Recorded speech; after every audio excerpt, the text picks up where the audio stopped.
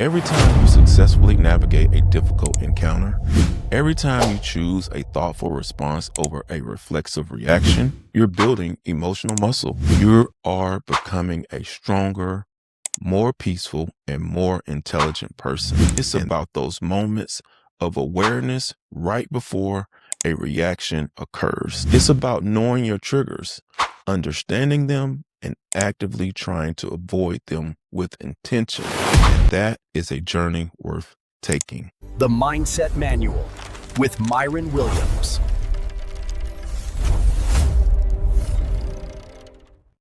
Welcome, everyone, to the Mindset Manual with your host, me, Myron Williams. This week, we're going to discuss emotional intelligence, recognizing your triggers and mastering your response. We're all entitled to lose control sometimes. We're only human after all. However, true emotional intelligence isn't just about being perfect. It's about those moments of awareness right before a reaction occurs. It's about knowing your triggers, understanding them, and actively trying to avoid them with intention. So how do you deal with unprovoked aggression? Let's talk about that. Have you ever been in a situation where someone approached you and they were already mad at you for little to nothing? You could tell they were already aggressive or acting out for no apparent reason. We have all experienced this. At that moment, you have a choice. You must take notice of this person and analyze what's happening without feeding into their negativity. That is emotional awareness. Immediately recognizing that this person is having a bad day or a negative energy has taken hold of them. You have to realize that their behavior isn't directed at you. Although it feels personal, it's actually directed at themselves and their own internal struggles. So let's talk about the power of walking away. Once you realize this, the emotional intelligent move is to remove yourself from the situation. Don't say anything. Don't try to diffuse it. Just walk away. The more you speak, the worse it gets, because engaging stimulates your own volatile emotions. You have to shut it down and leave, knowing that this is a trigger for you and nothing good will come from entertaining it.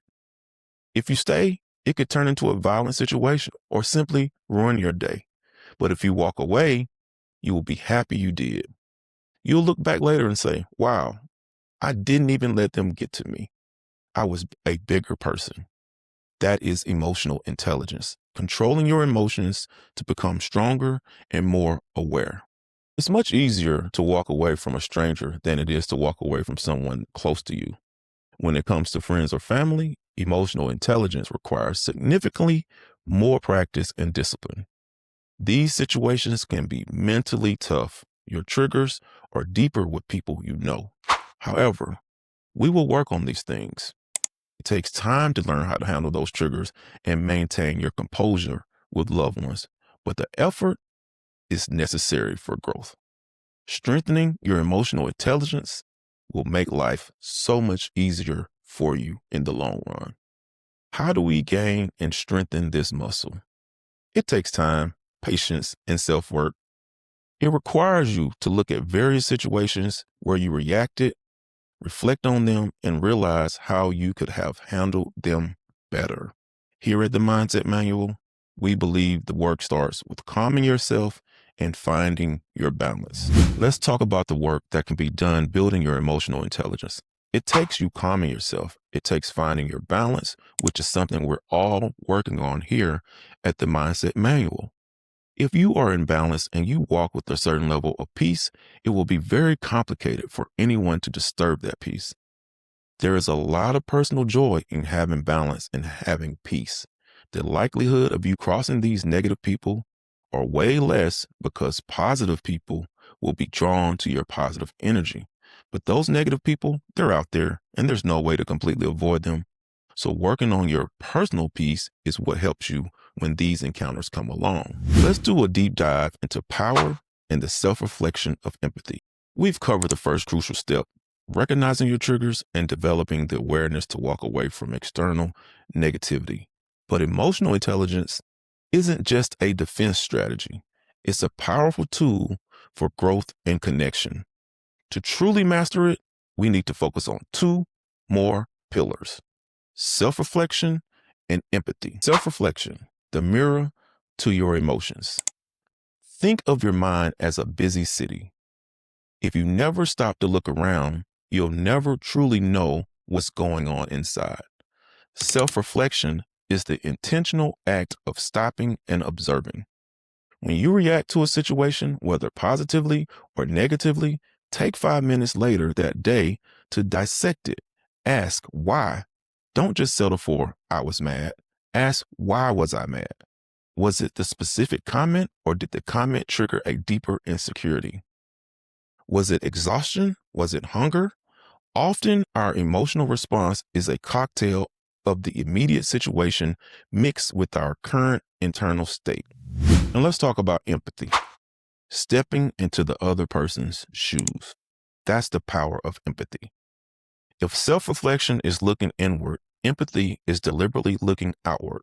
It's the ability to understand and share the feelings of the other person. Remember that Karen type of situation we talked about? When you realized they were probably having a bad day and their aggression wasn't really about you, that's the seed of empathy. The true emotional intelligence allows you to recognize someone else's emotional state without necessarily agreeing with their behavior. It lets you say, I see you're in pain, even if the person is expressing their pain in a destructive way. Non-judgmental listening goes a long way. The practice of active listening. When a loved one or a colleague is speaking, don't formulate your reply or think about how to fix their problem. Just listen to understand their feelings. Validate their emotion with a simple statement like, that sounds incredibly frustrating, or I can see why you feel hurt. This simple act often diffuses the situation far better than any advice could. Empathy with boundaries. It's vital to pair empathy with strong emotional boundaries. You can understand a person's pain without taking on the responsibility for their pain or allowing their negative behavior to infect you.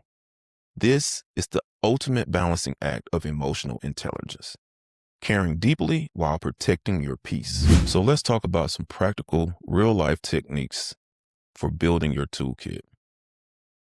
On-the-spot techniques you can deploy when you feel a trigger or a challenging emotional moment coming on. There's something called a 5x5 breathing rule. This is your emergency brake. When you feel your heart rate rising or your jaw clenching, stop. Inhale deeply through your nose for a slow count of 5. Hold for 5 and exhale slowly through your mouth for 5. Do this exercise 5 times. It forces your physiological system to slow down, shifting you from fight or flight state to back to a place where you can think clearly. Next is the halt check. Before you react with a big emotion, especially with loved ones, quickly check. Am I hungry? Am I angry? Am I lonely? Am I tired? These 4 states dramatically lower your emotional intelligence reserves. If the answer is yes to any of them, the best response is often to address the underlying physical or emotional need first, not the problem that seems to be in front of you. Use I feel statements. When a tough conversation is necessary, focus on your internal experience. Instead of saying, you're always late and it makes me mad, which is an accusation, try, I feel stressed and undervalued when we start our meetings late because it makes me feel my time isn't respected. This communicates your emotion without attacking the other person, making them less likely to become defensive and more open to constructive conversation. As a lifelong entrepreneur, I've always run my business with honesty and integrity. I treat people the way I want to be treated, and I treat all my employees with the utmost respect, viewing them as teammates rather than just workers. This philosophy has earned me great loyalty with my employees who have stayed with me through several business ventures. Entrepreneurship comes with many ups and downs, hurdles and obstacles. I have learned to take every day, every journey, one step at a time, always doing my best in whatever path I choose. My goal is to help other entrepreneurs, whether you own a business or work at a company, I want to help you deal with the daily grind of striving for success. This includes understanding how to handle conflicts, overcome obstacles, and simply how to be a good human to your peers. Here's another technique that will sound very far-fetched, but it works really, really well. Schedule worry time.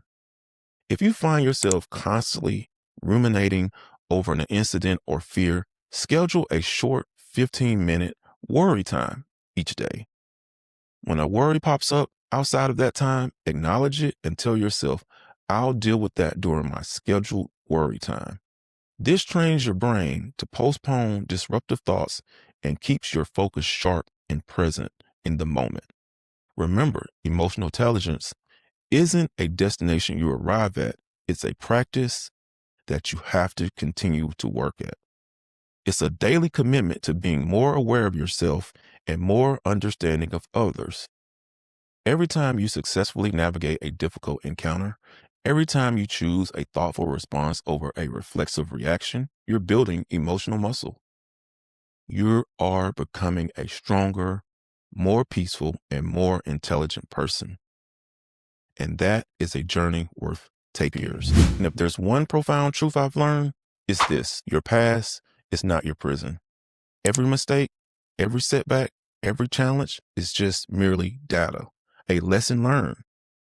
It does not define who you are right now or who you are capable of becoming. The key to cultivating a positive mindset is to embrace the present moment. We often allow the shadow of yesterday or the anxiety of tomorrow to steal the peace of today.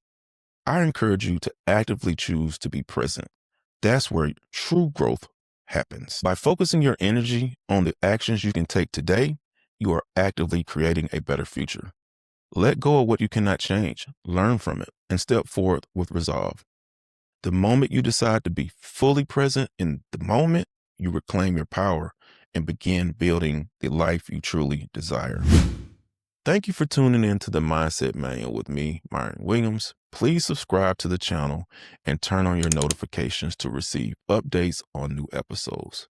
We'll continue this conversation next time as we explore the connection between emotional intelligence and professional success. Until then, stay aware, stay balanced, and keep practicing that inner peace. Emotional intelligence, recognizing your triggers. The Mindset Manual with Myron Williams. Let me ask you something. Has a single email ever hijacked your entire day? One message, one comment, one opinion, and suddenly your focus is gone. Your energy is off, and now you're questioning everything you built. Or maybe someone criticized your business, and even though you smiled in the moment, you've been replaying that conversation in your head ever since. Yeah, I know the feeling. But here's what most entrepreneurs never realize. The moment you stop taking business personally is the exact moment you start operating at a higher level, more clarity, better decisions, unshakable focus. And today, I'm going to show you how to make that shift. The Mindset Manual with Myron Williams.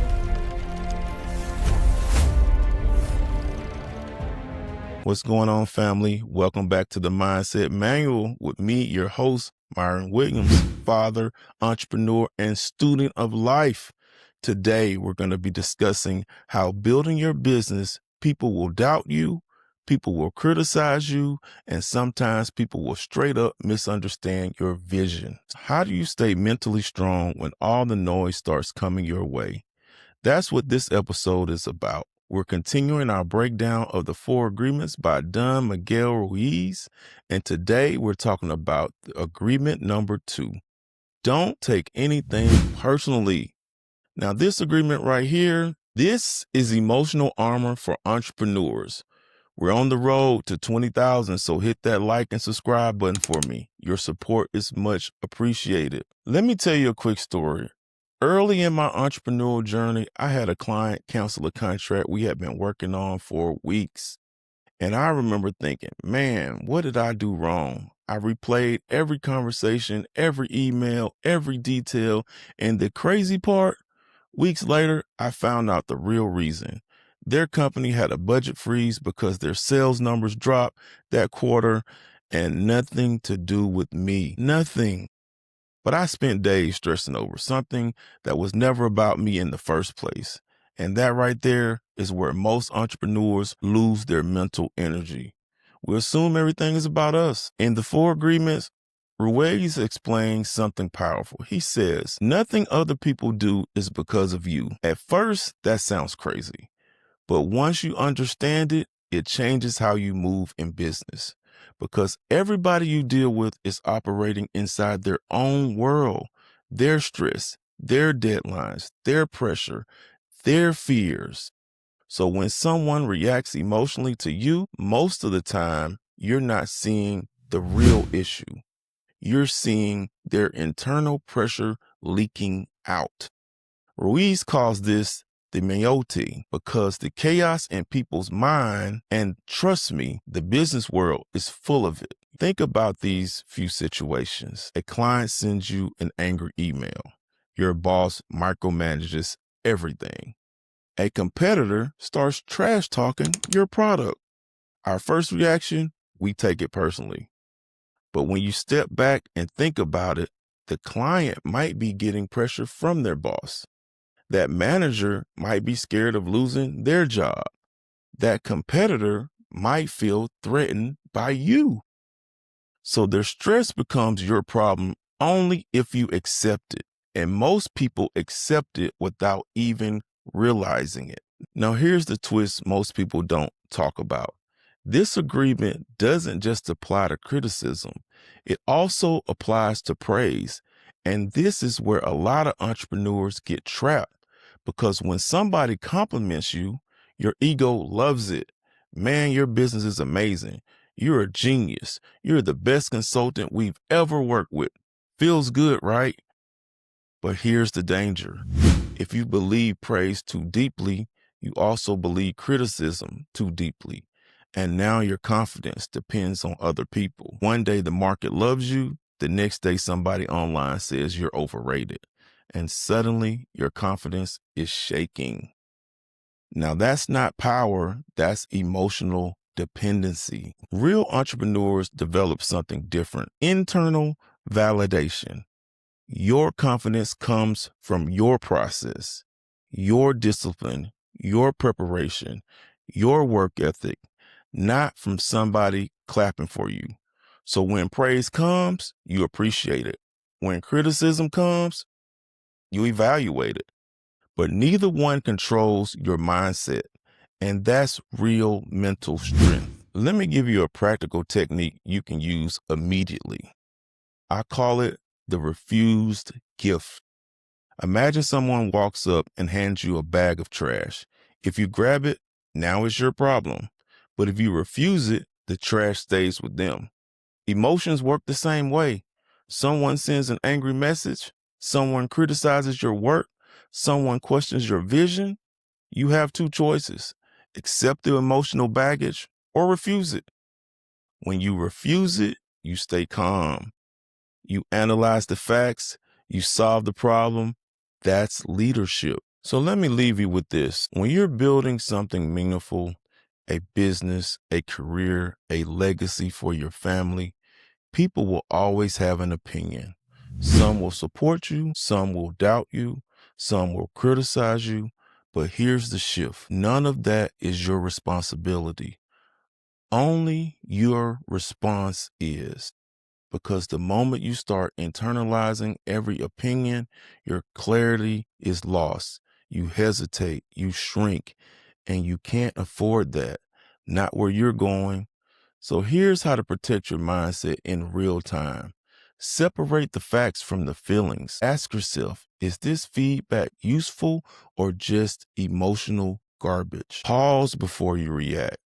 Give yourself space so you can respond with strategy, not ego. Extract the lesson. Ignore the delivery. Even poorly delivered criticism can contain valuable insight. Stay anchored to your vision.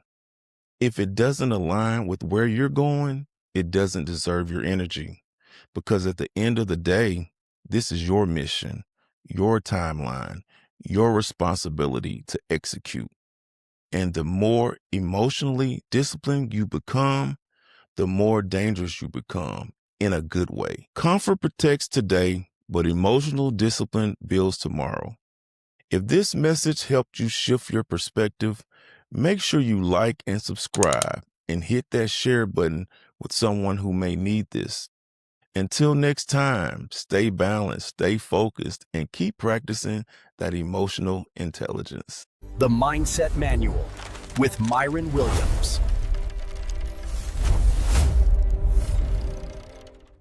Let me tell you something most people don't want to hear.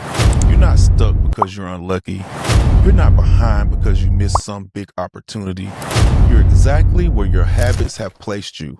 And I know that might hit a little different because we like to think our future is built on big moments, big decisions, big moves, big breaks. But the truth is, your future isn't built by what you do once in a while. It's built by what you repeat every single day. And if you're honest with yourself, your daily habits might be quietly working against the life you say you want. So today, we're going to talk about it, not from theory, but from real life. The Mindset Manual with Myron Williams. Welcome to the Mindset Manual, the place where we talk about the hard truths most people avoid, but the truths that can actually change your life. I'm Myron, entrepreneur, father, and student of life. And today we're talking about one of the harsh truths about success. This is episode 6 of my 8-part series on the harsh truths about success. And I want you to follow me on this journey, not from a place of perfection, but from my real life experiences, because I've lived this one more than once. Go ahead and hit that like and subscribe button for me and leave an honest comment after you finish watching this episode. I'd love to hear what you have to think. The lie we tell ourselves. Let me be real with you. Most people think success is about intensity, grinding hard, pushing harder, having those moments where you lock in. But that's not what changes your life. It's consistency. Consistency isn't exciting. It's not motivational.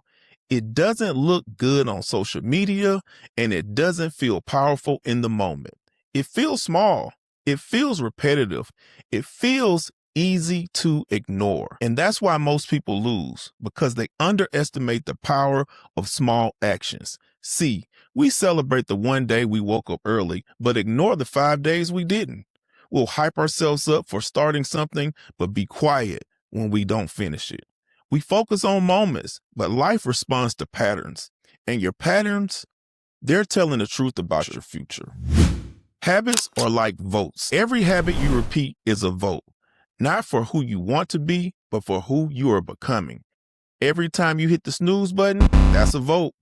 Every time you procrastinate, that's a vote.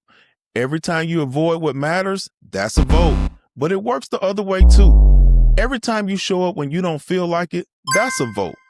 Every time you stay disciplined, that's a vote. Every time you keep your word to yourself, that's a vote. And over time, those votes, they stack up. And they create your identity. That's why some people look naturally disciplined. It's not natural. It's practice. They've cast more votes in that direction. And I had to learn this the hard way, because there was a time in my life where I said I wanted more, but my habits said something completely different. And your habits will always expose what you're really committed to. Let me tell you a little bit about myself and some of the things that I've done in my life to become the person I am today. My friends will always say to me, man, you seem like you have it all together. You have all these different businesses. We know you always doing this and that, and you have these businesses and are successful on so many different levels. How do you do all these things and still have time to hang out with us and go out with us and go to the basketball games and kick it with your kids? And you never seem stressed and you never complain. I never hear you talk about, oh, I had a bad day or this and that about work or nothing. You always just very balanced. How do you do it? You must have a secret twin or twin brother that we haven't met or something like that, man. How are you able to do all these different things, man, and still live your life and be comfortable? And I tell them, just like I tell you guys on this podcast, man, it's about discipline and being organized, which I'll talk about organization on one of my future episodes coming up really soon. But it's about that discipline and being organized. And that's how I'm able to look like, it's just natural. And I don't seem stressed because I'm super organized every single day. I have my tasks. I write out my tasks on a sheet of paper, and I have my task board that I use with TaxApp, which is one of our partners. If you haven't checked out TaxApp, make sure you check out TaxApp. I'll put the link in the description for you. But they have a really good task board. So I write down some of my tasks and I put some on the TaxApp task board. But the secret to that, writing out tasks, you can write out tasks for a whole month. Anybody can do that. Yeah, I want to do this. I got to do that. I got to do this and make a list for the whole month. Yeah, we do that. I do that as well. I'll write out all my tasks. I'll put them on the task board for the whole month. All these are really just ideas. They're not really tasks. They're more so like, I want to increase my marketing. I want to do this. I want to do that. I'll put all those on a big, long running list that never ends, right? But that's not my daily task list. Those are just ideas and things that I plan to accomplish for my business over time. But I'll do a weekly task list and I'll break those down into daily tasks. So on Monday, I have a few tasks that I want to accomplish. I may have a couple meetings sprinkled in those tasks, but the secret to that is I never overload a day. I put just enough in there to keep me busy for the 4 to 5 hours a day that I want to work, because I don't work full 8-hour days. I rarely give it an 8-hour day. That's just not who I am. I'm not a 9 to 5 type of guy. I pretty much break my days down into about 4 to 5. I'm in my office. I'm giving it everything for those 4 hours. I don't get up. I only get up to stretch, and I have a sit to stand desk. So I'll press the button, the desk will go up, and I'll stand and stretch, and I'll continue working. So I'm locked in for those hours. I'm very productive during that 4-hour span. But occasionally, some days, a task on my list for Monday is going to not get done Monday. So what I do, I don't stress. I don't press the day and it's like, oh, I'm going to add more time onto my day. I'll just make that task the first task for the next day. So that'll be the first thing I do Tuesday. I'll start there and I'll work through that Monday stuff that I left off, and I'll finish my Tuesday. That way I don't get overwhelmed. I don't get burnt out by trying to put too many things on one day, knowing I can't finish them. I give myself that respect to knowing how much I'm capable to doing in that day before I burn out. Because like I said, I'm working really hard during those 4 hours. I'm not playing around. I'm not messing around. I'm not straying from my task and my plan for the day. I'm really focused. That's how I can do that. And then I'll move on to the next day. And I never jump ahead. If I finish all my tasks for Monday, I don't jump into Tuesday or jump into Wednesday. I leave Tuesday at Tuesday, Wednesday at Wednesday. That's how I do. That's that's what it is. I've done what I needed to do today. I clap for myself for completing my task for the day, and I shut it down and I go ahead and live my life, go play with my kids or go to the park or do whatever I like to do for myself for that day, because I've completed my task for that day and I'm not thinking about tomorrow until I get in the office for tomorrow. And that's how I function. And that's how you should function, because you got to keep your peace and your balance. And that's part of the emotional intelligence that I'm telling you that I talk about on these episodes. All these things contribute to that. Your mental health, your balance, your work, your family, all of that stuff contributes to it. And it gets hard, but you have to focus on these things to be successful. So that's what I tell my friends. This is how I succeed. This is how I'm able to wear a lot of hats in my business, is because I do a lot. In the 4 or 5 hours that I'm working, I'm doing a lot. I'm very disciplined. I'm very organized, and I stick to it. And I stick to my goal. I stick to my task, and I finish whatever it is I set up that I'm going to do in my business. I always see it through those tasks. May take a few days, may take a few weeks, but each day I'm working toward that outcome of the goal of what I'm trying to accomplish. And that's what you need to do as well.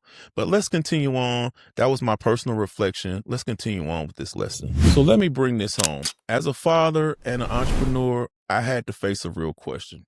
Am I building the life I say I want, or am I just talking about it? Because it's easy to say you want more from your family.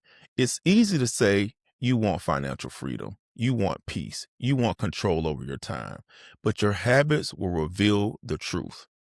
Are you managing your time or are you wasting it? Are you investing in your growth or are you distracting yourself? Are you disciplined when nobody's watching? Because that's where your future is being written. Not in the big announcements, not in the big plans, but in the quiet moments where nobody sees. I had to check myself on that because I realized something. I wasn't losing because I didn't know what to do. I was losing because I wasn't consistently doing what I already knew. And that's where most people are. It's not a knowledge problem, it's a habit problem. Let's talk about the habits that quietly destroy your future. Not the obvious ones, but those subtle ones.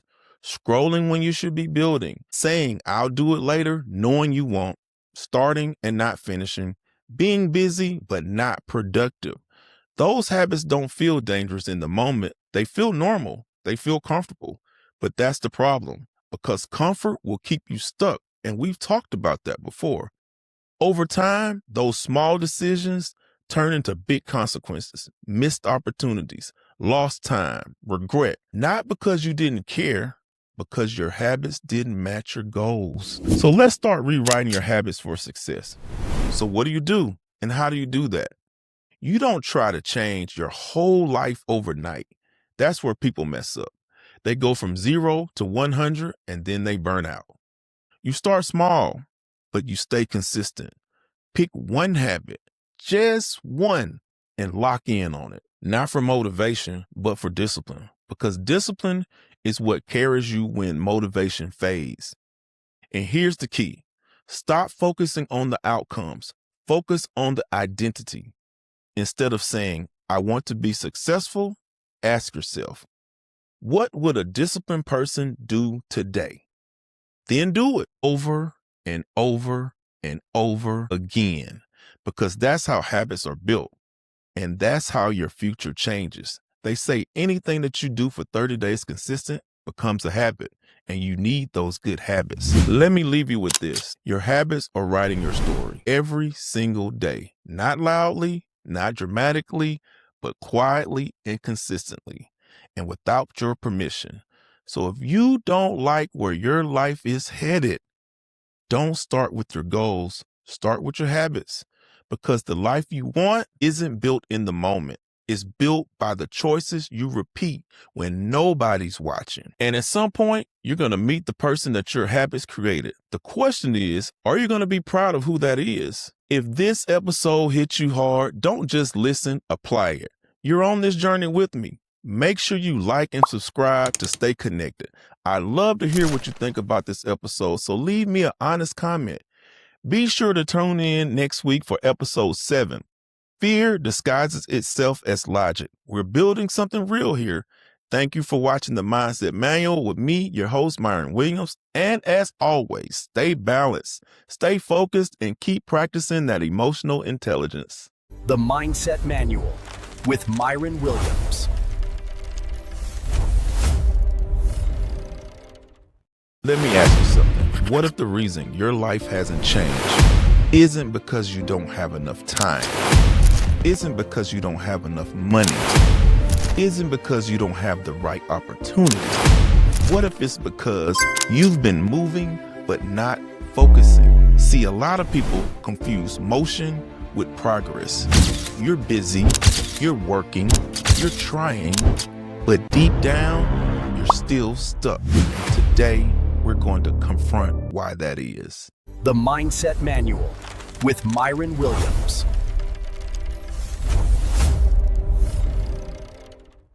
Welcome to the Mindset Manual, the place that we talk about the harsh truths most people avoid, but the truths that can actually change your life. I'm Myron, entrepreneur, father, and student of life. And today we're talking about something that quietly holds a lot of people back. Not laziness, not lack of talent, but lack of direction. Go ahead and hit that like and subscribe button and turn on your notifications. Now let's get into it. Motion versus direction. You can be moving fast and still be going nowhere. Let that sit for a second. Because in today's world, being busy is almost worn like a badge of honor. I've been grinding all day. I've been working nonstop. But let me ask you, working on what? Because if your energy is scattered, your results will be too. See, focus is what turns effort into progress. Without it, you're just stuck spinning your wheels. As a father and an entrepreneur, I had to learn this the hard way. There were seasons where I was doing everything, but accomplishing absolutely nothing meaningful because I wasn't focused. I was reacting. The illusion of productivity. Here's the truth most people don't want to hear. You can fill your entire day and avoid the one thing that actually changes your life. Answering emails, scrolling for ideas, starting things, but never finishing them. That's not productivity. That's distraction disguised as effort.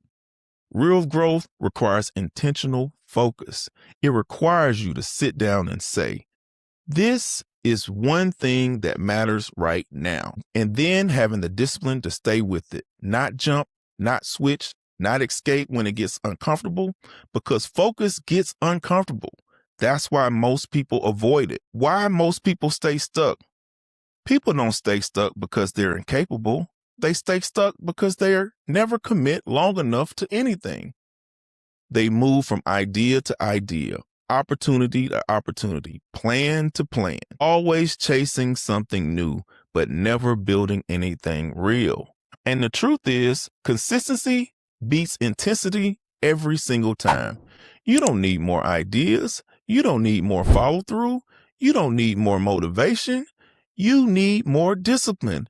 And most importantly, you need to decide what matters and give it your full attention. Building real focus. So how do you actually fix this? It starts with clarity. You need to define, what are you building? Who are you becoming?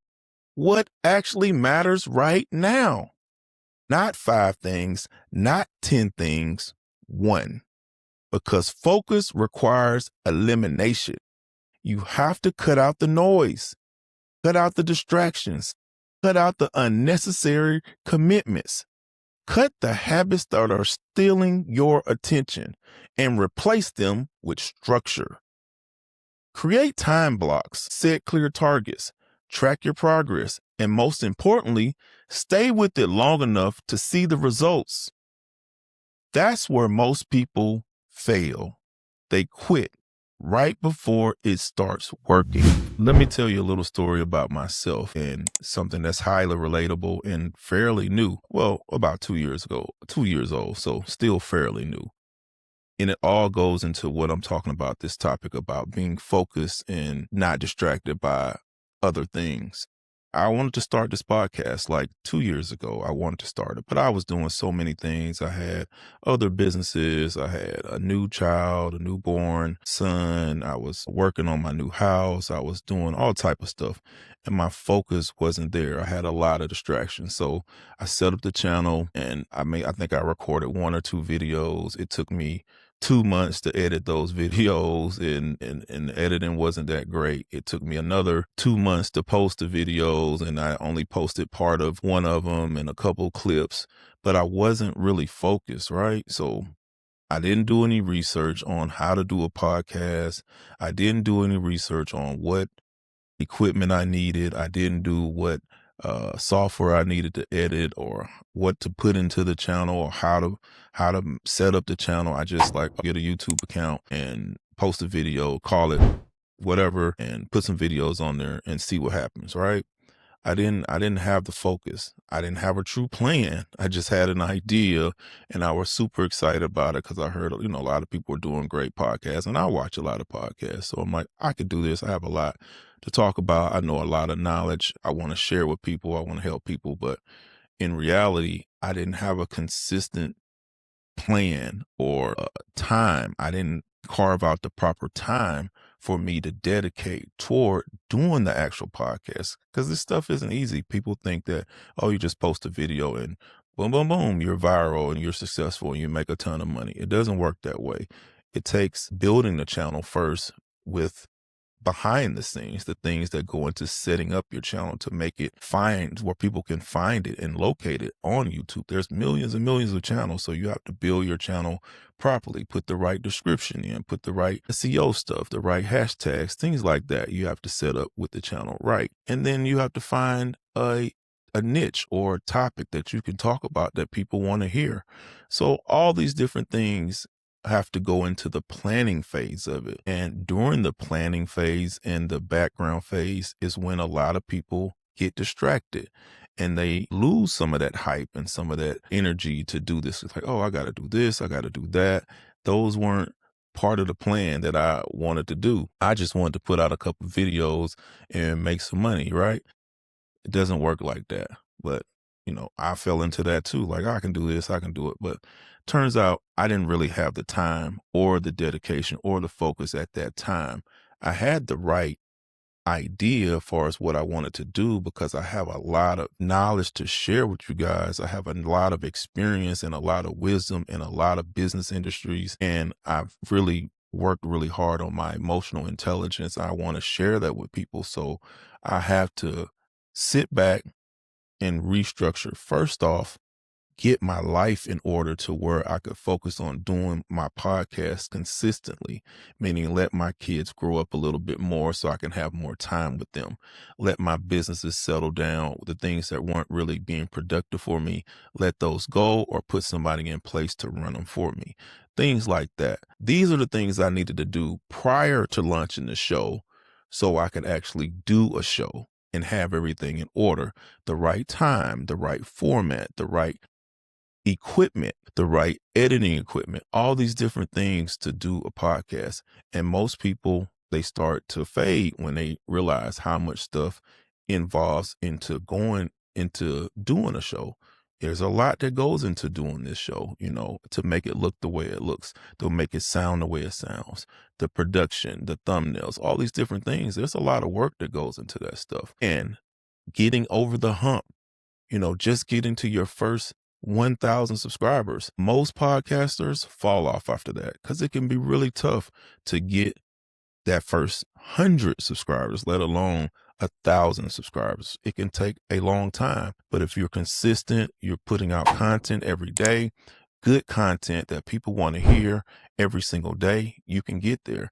Most people fall off before they get to 100, before they get to 1,000, they quit. They're like, it's way too hard. But don't quit before you see the results. You have to commit to it. Like me, I committed to doing it. I committed to putting out good content, doing my research, doing my studies on my topics, and putting out great stuff.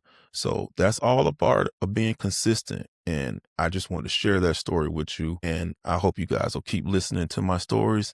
So let's get back to the actual lesson. Here's the shift that changes everything. Your life doesn't change when you do more. Your life changes when you do more of what matters consistently. That's the shift. Not more effort, better direction. Because once your focus is aligned, your energy stops being wasted. Your time becomes intentional, and the results finally start to reflect your potential. Let me leave you with this. You're not stuck. You're not behind. You're definitely not incapable. But if you keep dividing your attention, you will keep delaying your results because your future is built on what you choose to focus on today. So make better decisions. Pick something that matters and give it your full attention long enough for it to grow. Because once you do that, everything changes. Thank you for watching the Mindset Manual with me, Myron Williams. If this message hit you hard, make sure you like and subscribe to the channel and share it with someone who may need to hear it. I would love to have them join the community. As always, I want you to stay balanced, stay focused, and keep practicing your emotional intelligence. The Mindset Manual with Myron Williams. Let me ask you something. If we stripped away your social media, your appearance, and everything you show to the world, would your success still exist or would it disappear overnight? Because a lot of people aren't building success. They're performing it, leasing lifestyles that they can't afford, posting wins that they haven't earned, smiling in public while stressing in private. And here's the dangerous part. The longer you fake it, the harder it becomes to face the truth. Because now you're not just building a life, you're maintaining a lie. And if you're not careful, you'll wake up one day with the image you wanted, none of the freedom you needed. The Mindset Manual with Myron Williams.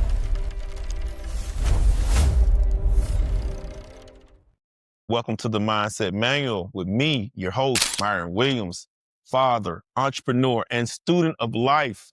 Today is a special one for you guys. Stop faking success. Just an episode we're talking about what's going on in the world. Faking success. Why do people do it? Who knows? They have their reasons, but here we're building something. We're not faking success. We're keeping it real. If you haven't already hit that like and subscribe button, do so for me right now. Now let's get into our topic. There are a lot of people out here looking successful. Nice car, clean Instagram, motivational caption, winning on the surface. But behind the scenes, debt, burnout, confusion, pressure to keep up an image that they can't sustain. Let me say this clearly. Faking success is one of the fastest ways to destroy your real future. And if you don't catch it early, you'll spend your years building something that looks good but feels empty. As a father, an entrepreneur, I've had moments where I felt the pressure. Pressure to look like I had it all figured out. Pressure to prove I was winning. Pressure to show results before they were real. And the truth is, that pressure doesn't come from success. It comes from comparison. You scroll, you see everybody leveling up. Suddenly you feel like you're behind. So what do people do?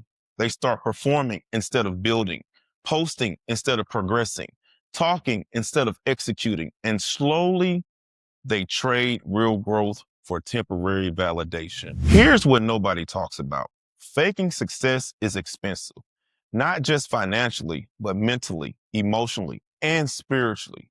Because now you've created a lifestyle that your real income can't support. Now you're stuck maintaining an image instead of building a foundation. Now, every decision you make is based on how it looks instead of what actually works. And that's dangerous because eventually the truth always collects. Let me give you something real. Real success is quiet in the beginning. It doesn't look impressive. It doesn't get likes, and it doesn't get an applause. It looks like discipline. It looks like consistency. It looks like working when nobody else is watching. And it looks like saying, I'm not here yet, but I'm building something real. And that takes confidence because now you're no longer performing for the people. You're committed to your process. So how do you shift? Here's what I had to learn. Number one, tell yourself the truth. Stop exaggerating your position. Stop skipping steps. You don't need to be ahead. You need to be honest. Number two, build your foundation before your image. Skills, systems, discipline. Let those grow first. The image will follow naturally. Number three, detach from validation. Likes don't build businesses. Attention doesn't equal income. Focus on what actually moves your life forward. Number four, move in silence when necessary. Everything doesn't need to be posted. Some of your best seasons should be private. Let me leave you with this. A fake version of success might get attention today, but it will cost you everything tomorrow. Because success isn't what people see. It's what you can sustain. It's what you can grow. It's what you can repeat. It's what brings you peace when nobody is watching. So don't rush to look successful. Build something real and let success catch up to you. If this hits you today, do me a favor. Hit that like and subscribe button and share the channel with someone who needs to hear it. Because we're not chasing attention over here. We're building real lives. This is Myron for the Mindset Manual. Thank you for tuning in. Stay balanced, stay focused, and keep practicing that emotional intelligence. The Mindset Manual with Myron Williams. Nobody cares about your dream. Let me tell you one of the harshest truths about success. Nobody cares about your dream. Not your friends, not your coworkers, not even most of your family. And the moment you truly accept that, your life will change. The Mindset Manual with Myron Williams.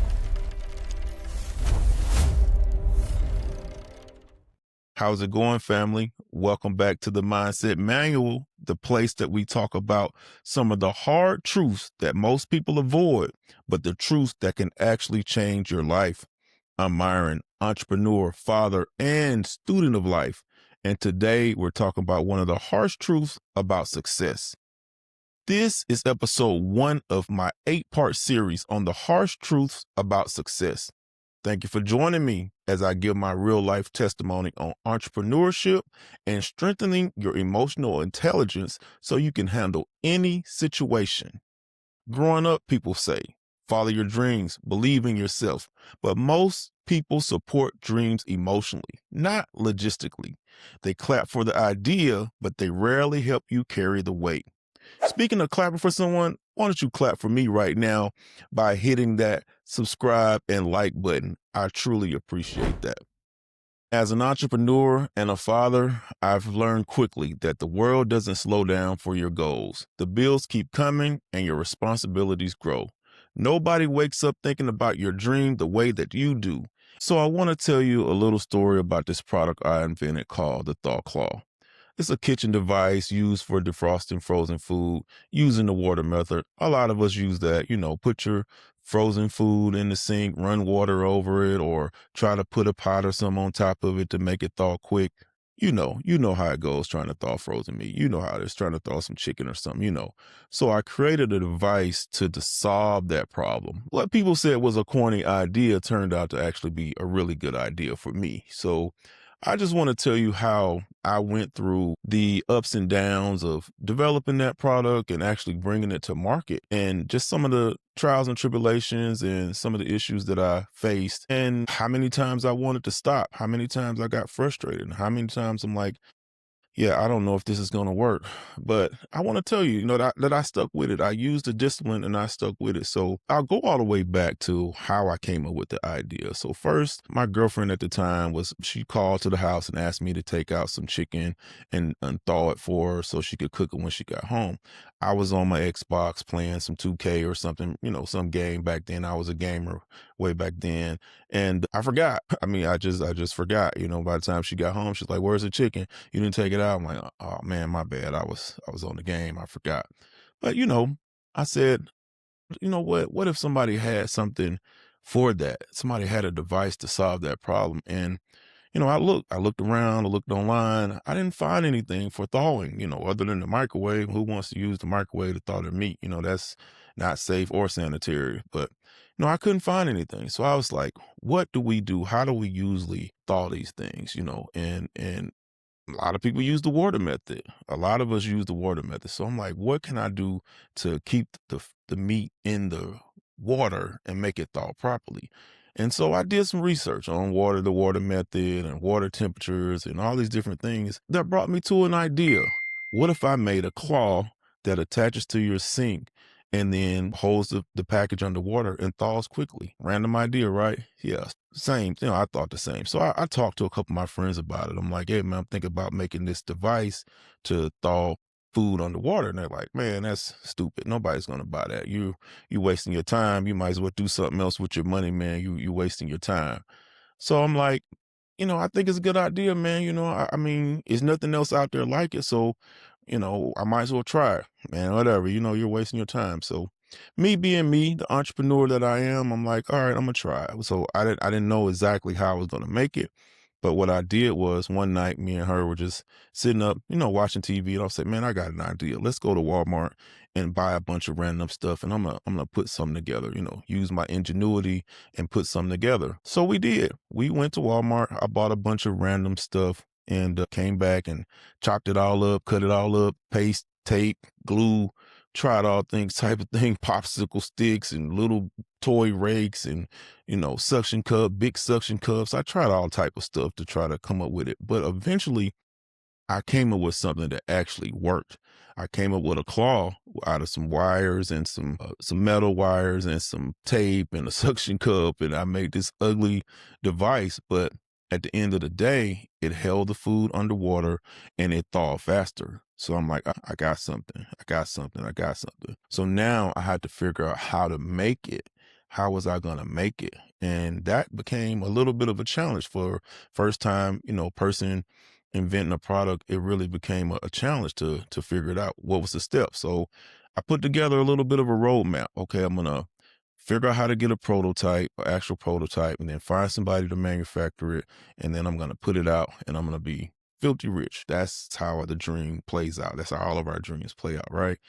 So first step was prototype. I called a bunch of companies trying to find somebody to make a prototype for me. Turns out prototyping is very expensive. It's a very expensive process. They were quoting me 20 and 30,000 to make a prototype, and I wasn't ready to spend that kind of money onto a prototype. So, me being me, I said, what about, I have been seeing on YouTube like 3D printers and reading in the news about how 3D printers were starting to take hold at that time. And like I said, this was 10, 12 years ago. So 3D printing wasn't where it was now, where everybody has one. Back then, if you had a 3D printer, you were on a different level. But I went ahead and I invested in one. It was maybe like $1,200. I think I ordered from this small 3D printing company, and I learned how to work it. It wasn't really that complicated. They had a lot of, tech to help you learn how to use it.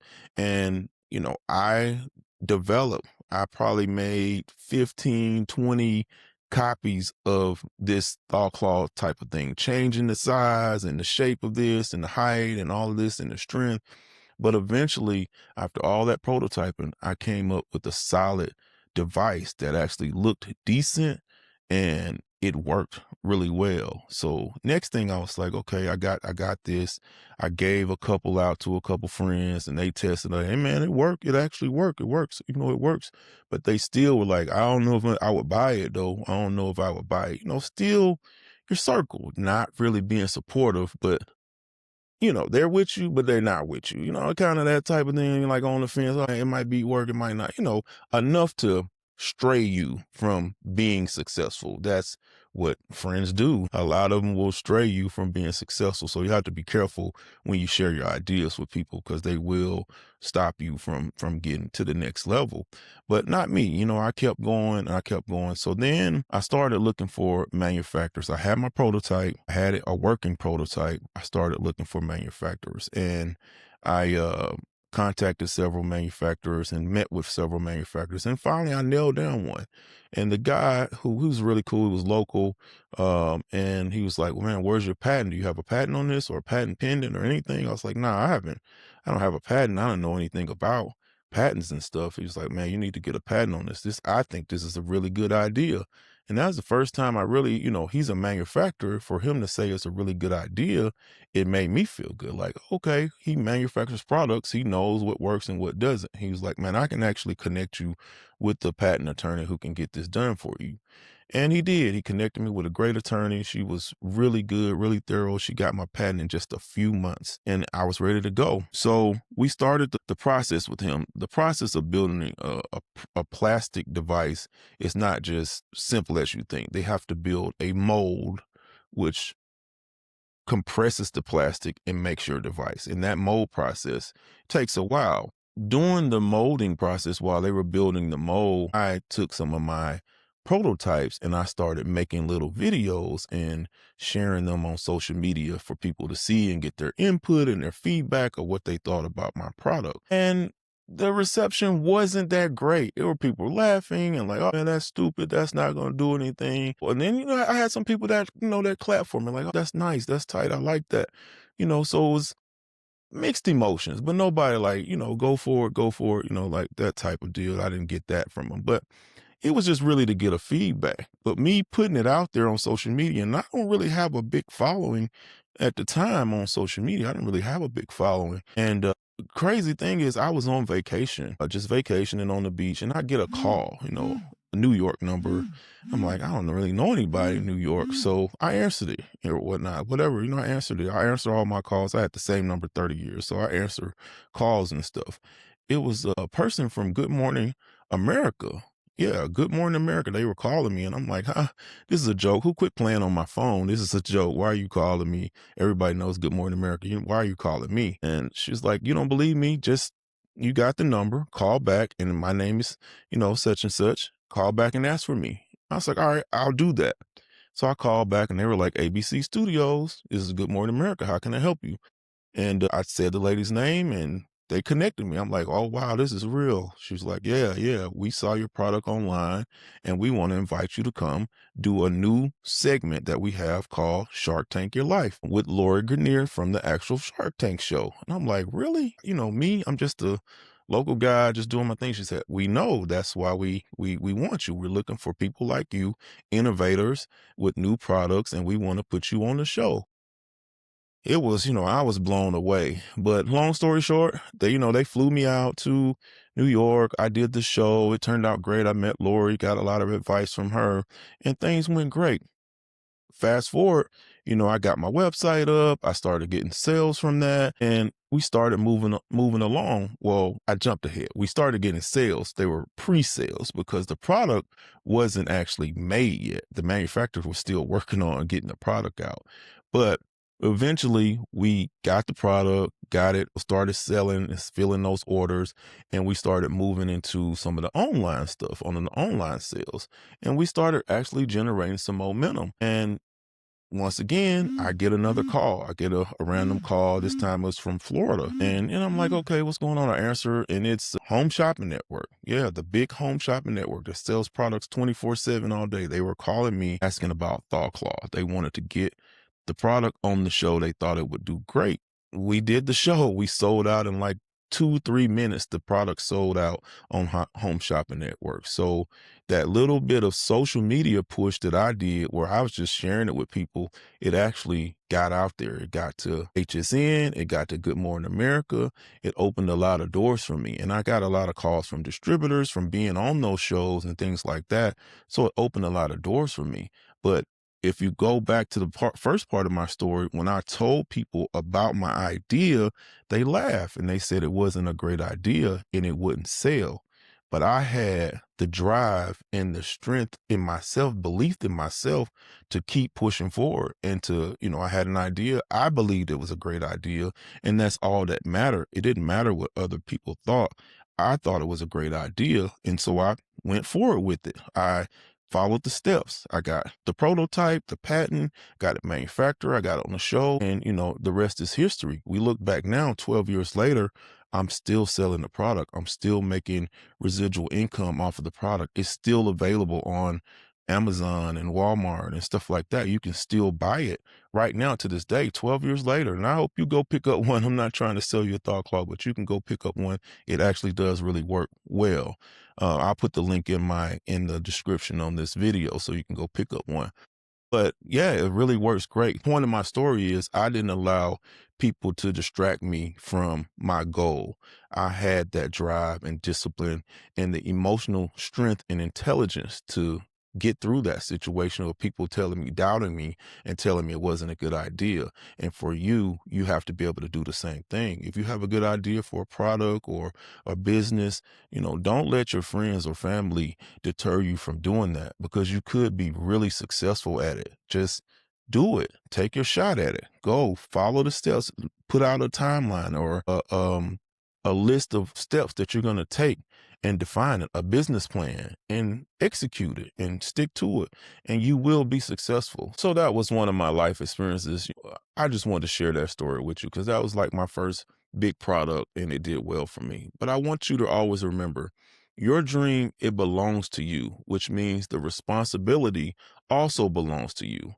I used to get upset because I watched people that call themselves my friends celebrating people that they barely know for having success. But now I don't need their flowers.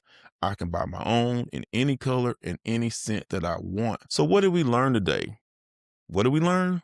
Nobody cares about your dreams.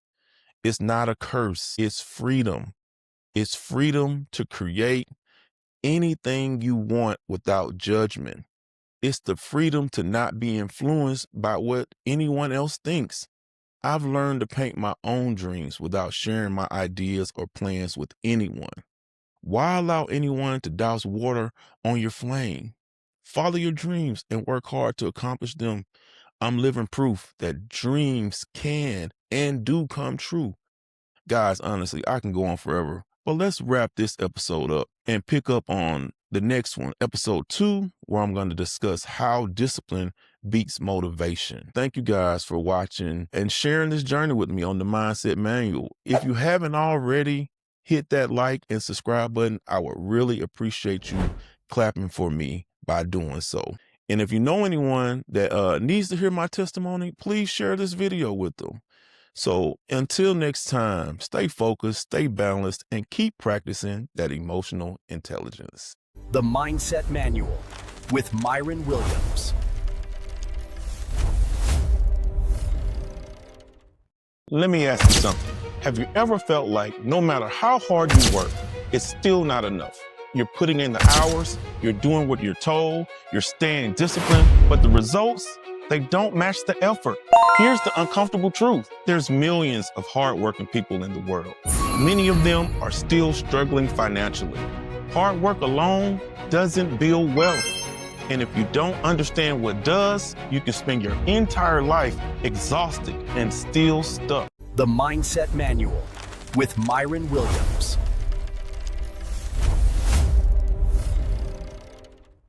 Hi, family. Welcome to the Mindset Manual, the place where we talk about the harsh truths most people avoid, but the truths that can actually change your life. I'm Myron, entrepreneur, father, and student of life. And today we're talking about one of the harsh truths about success, the myth that hard work alone creates success. This is episode 5 of my 8-part series on the harsh truths about success. Please click that like and subscribe button so you can continue listening to my real life experiences. So now let's get into the topic for today. Hard work matters, but effort without direction leads to exhaustion. Success requires learning, strategy, and adaptation. Let me tell you a little story about when I started my very first serious business when I was around 21 years old. That was my very first serious business. So I was going to college out in Alabama, studying business management and accounting, just trying to be a businessman. What I always wanted to be was a businessman. So if you want to be a businessman, of course, you got to study business. So I was going to school, doing really well, making really great grades, but I was just wondering, what was I going to do with this business degree? What was it going to do for me? And, back then, hip hop music, I should say, was starting to really take off. You had labels coming up like Bad Boy Entertainment, and it was Death Row. And in the South, we had No Limit Records and Cash Money Records. And that movement, or those movements from all of those labels, really sparked my attention. They really had my mind really going like, man, this is great. These guys are from the same type of place that I'm from. They're from the same type of background that I'm from and surroundings. And if they can do it, why can't I do it? I'm thinking like I could do what they do. I'm a businessman or aspiring to be a businessman. I'm in college. I heard some of Master P's story about his college and P. Diddy's stuff about his college. I heard these stories like, yeah, I went to college and I learned this. I got into the business and, I left college to pursue my music industry stuff. And I'm thinking like, well, I've learned a lot in college. These guys are from the same place. They got the same drive. I have the same drive that they have. Why not go for it?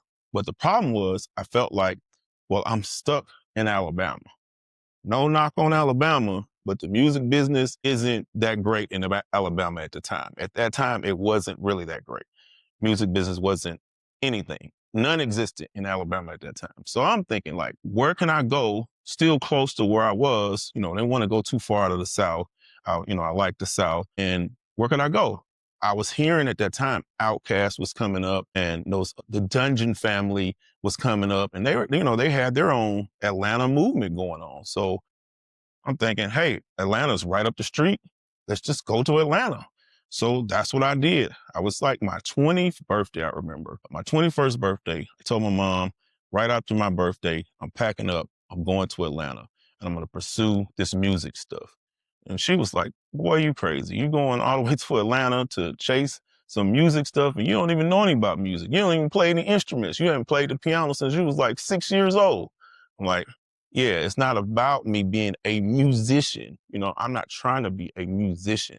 I'm trying to be an executive. And, like Barry Gordy, that's one of the names that she would recognize was Barry Gordy. She wouldn't recognize Master P or P. Diddy, but she recognized Barry Gordy. She's like, Barry Gordy, that's Motown. That's huge, Yeah, I know, but there's a new level of music now. It's the Southern music, and the labels are coming together is what I was trying to explain to her. But let me fast forward a little bit. So I packed up my stuff. I went to Atlanta to pursue my dreams, pursue this. I wanted to stay in college so I can continue to learn about business, but I wanted to get closer to the music scene, which was Atlanta. So I got in school in Atlanta. I started making connections around the city. I started going to the nightclubs and going to the DJ events and going to different places and different concerts and gaining access and gaining connections and talking to different people and learning how to connect with this industry and understand how it worked. And so I got a lot of connections. As I was coming up through the ranks in Atlanta, I was approached by some guys about doing a music video show. Back then, I think it was I would compare it to like Rap City or one of those shows like that, where artists would come on, you would interview them, and then you would play their videos and talk about their new music and stuff like that. During that time, there were a lot of new artists coming out, and there were a lot of artists trying to come out of the South because Outkast had sparked that whole movement. So the labels were looking for a way to duplicate Outkast. So they were looking for a lot of artists. They were looking for labels that could duplicate that sound and that look. So my goal was to search out an artist like that. That's what they were looking for. So let me search out some artists that sound like them, look like them, move like them, and try to get access to to the labels. But what better way to do that when these guys approached me about the show was I would have access to artists that were already on the rise, had already signed deals, and I would also be in the underground and stuff. So I could talk to them about the music and learn about the music. So I accepted the gig. And I started doing interviews with different artists. We had a lot of artists on Nelly and 8 Ball and MJG and all these different guys, 3 6 Mafia, all these different guys, UGK. We had all these underground artists that I love on the show. And a lot of these guys were super down to earth. So they told me a lot about the business, how it worked, how they all the things they had to do to get into the business and to get a deal and all this stuff. So I learned a lot from within the industry more than I was learning from the college. The college was talking about the legal aspects of it and the accounting and stuff like that. But the artist was telling me about the show business part, the show and the business. And I learned a lot about that. So I took those two things and put it together. I started my first label. I started going out looking for studios at that time. So I found a couple producers that would work with me within my budget. And those producers start telling me about different talent shows that you can go to and, scout talent. It's like, that's a great way to find artists. They're doing their performances, they're doing stuff like that. And you just talk to them. A lot of them are hungry. They'll work with you. So I went through it. I went to a lot of shows. I talked to a lot of artists. I went to a lot of their studio sessions and their performances and just trying to find the right fit for what I wanted to do with my label.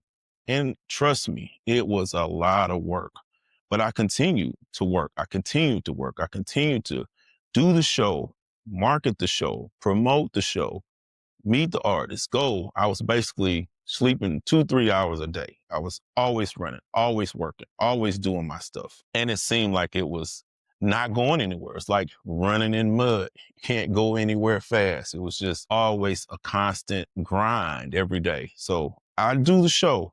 I interview an artist. I would play their videos, help edit the show, do all these things. And then later on, I would go out with the artist. Going out with artists to hang out and meet people, their industry contacts and stuff like that. So I had that part down of connecting with the artist and moving through that. But that was just only part of the work. The work was to build a label. And in that process, I'm like, okay, well, I'm with the artist. I'm learning all the business. Finding the artist right now and getting the artist off the ground isn't going to be easy. It's going to require a lot more money than I anticipated. So I said, let me take a step back. I did a lot of work, but I hadn't signed any artists yet. So I took a step back. I used the show, which was the platform for connecting with the artists. I used the show to get to the labels in another way. build a relationship with the label. So I started telling the labels, hey, I'll showcase your artist on my show. I'll play their video and I will market their album in the streets of Atlanta. I had a nice street team. So I put together a great street team so we could put out a lot of flyers and posters and demos and stuff at all the events in Atlanta because Atlanta had a lot going on. So I would sell the label a package on promoting their artists in the city of Atlanta and getting on the show. And they ate it up. But what it also did for me was gave me a lot of connections with Def Jam and Sony and Island Records and Arista and all these different labels, Epic Records. They spent a lot of money with me and I had a lot of connections in the industry. So I was working really hard. Next, what did that lead to though? I started promoting parties around the colleges, which the labels really love. They wanted that college access. So that in itself helped me build a brand for my label because I was promoting the parties under my brand. So as the college people saw my brand just for a party, and then I would bring an artist, my goal in my mind was to brand recognition. The college kids will know that I throw the best parties. When I release my first artist, they're going to know, oh yeah, this guy, his stuff is always live. His parties are live, so his music is going to be live. A lot of work. Those parties were a lot of work. That promotion was a lot of work. All of it was a lot of work. But I started to get burnt out. I started feeling like I'm doing all of this. I'm making money, but I'm literally killing myself. I'm up all night, I'm partying, I'm drinking, doing other things I shouldn't be doing, and I'm just overworking. At this time, I think I had been in the industry maybe about 4 years. So I was, 24 at the time, going on 25. Great. I had bought a house. I had my own house, bought my first house, all that. I had a nice car, nice clothes, nice things and stuff like that. It was great. But I felt myself mentally burning out from working so hard. And that's a part of the grind. That's one of the harsh truths about success. There's a lot of work involved to get to that next level. I mean, I was becoming exhausted from all of those hours and all those different things I was doing or trying to do. I had a semi strategy of what I was trying to do, but I didn't have a clear path to success. And it led to my exhaustion and it led to me being burnt out and I had to figure something else out.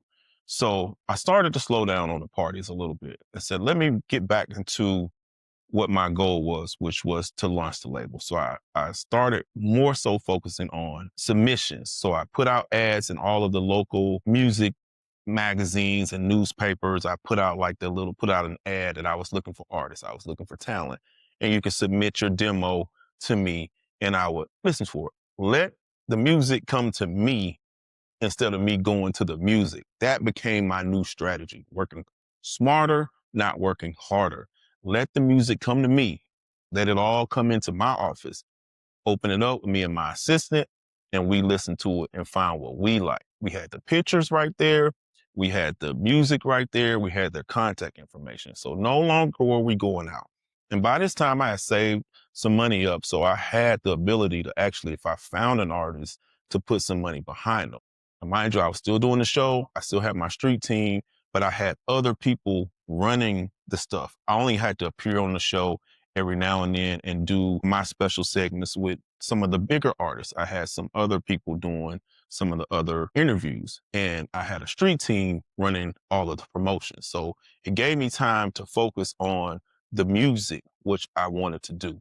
And eventually I did. I focused on it, found a couple artists. I found an R&B singer that I like. She had a really nice look, that Atlanta look, kind of like that Total, Escape, TLC type of vibe. She had that.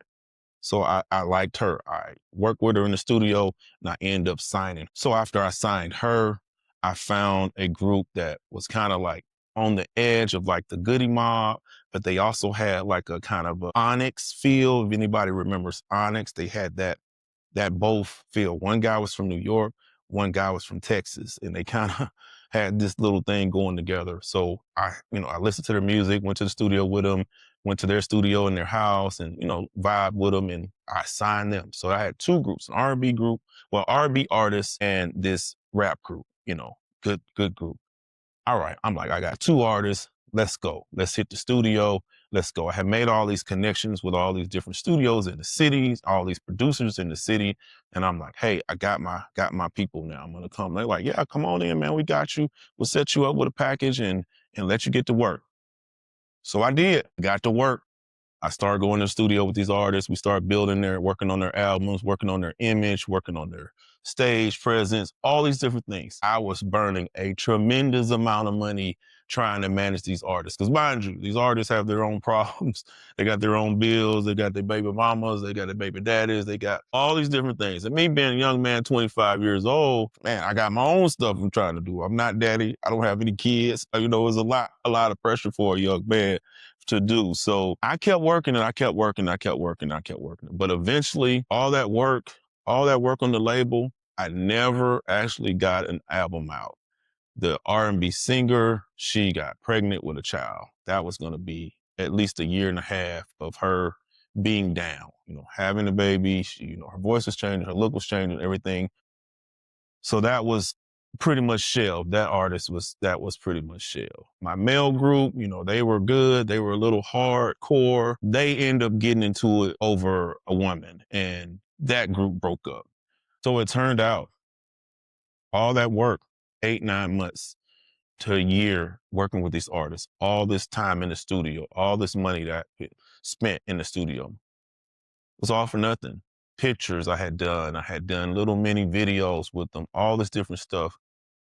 I had no artists, so I couldn't even shop a deal with the labels because I had no artists. The groups were basically done. So all that work was done and it failed.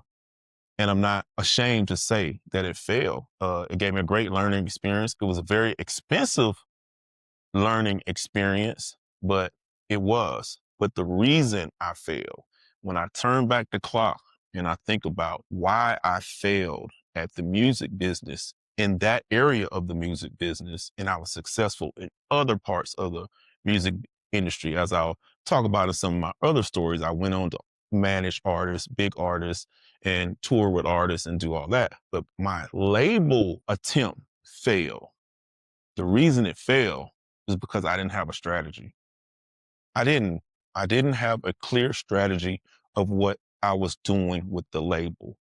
I wasn't focused. I had an idea, but I didn't have a strategy. I didn't lay out the path to success.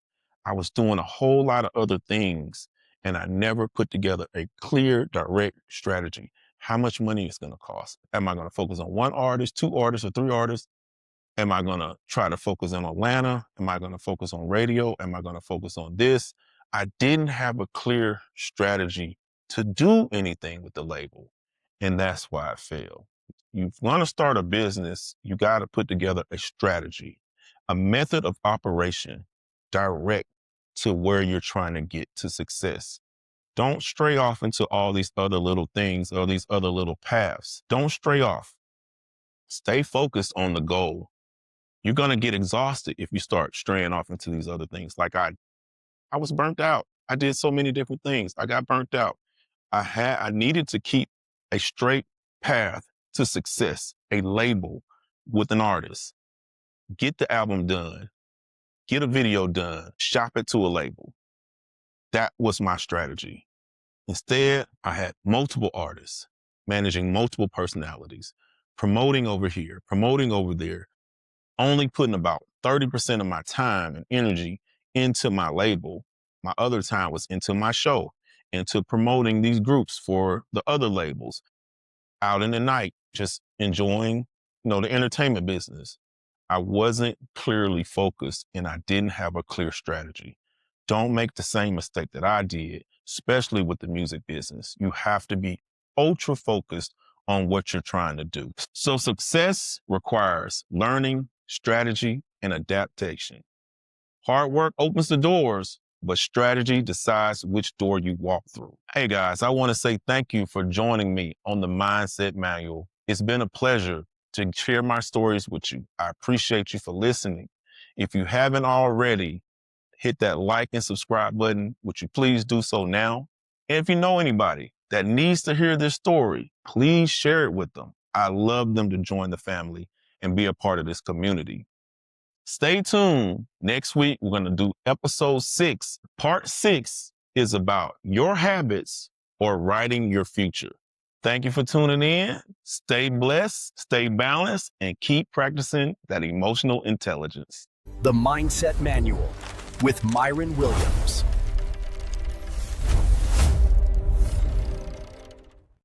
Comfort is killing your future, and you probably don't even realize it. It feels safe. It feels earned. It even feels like peace.